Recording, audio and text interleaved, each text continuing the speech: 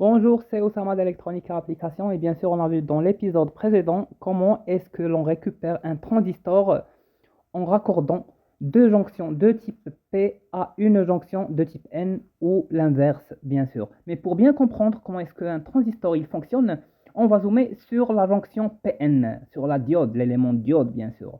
Bien sûr, sur la diode, la jonction N est plus électronégative que la jonction P. De ce fait, nos électrons sur la plaque N, ils ont tendance bien sûr à migrer vers la plaque, la jonction P bien sûr.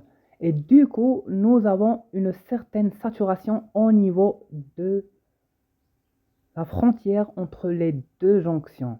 Bien sûr, lorsqu'on applique une tension telle vous voyez bien sûr sur notre schéma, la frontière ou bien la zone de saturation, elle s'élargit et du coup, rien ne passe, pas de courant ne passe, aucun courant ne passe.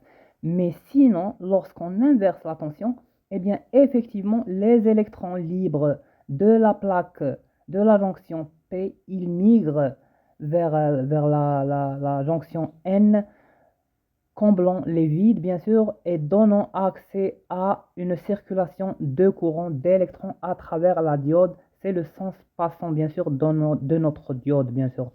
Et bien sûr, dans le prochain épisode, on va voir comment est-ce qu'on rassemble nos jonctions pour récupérer un transistor et comment est-ce qu'il fonctionne.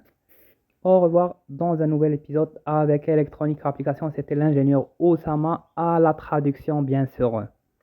Vous voulez plus de vidéos de ce genre, n'hésitez pas à vous inscrire et à en demander. Paka paka.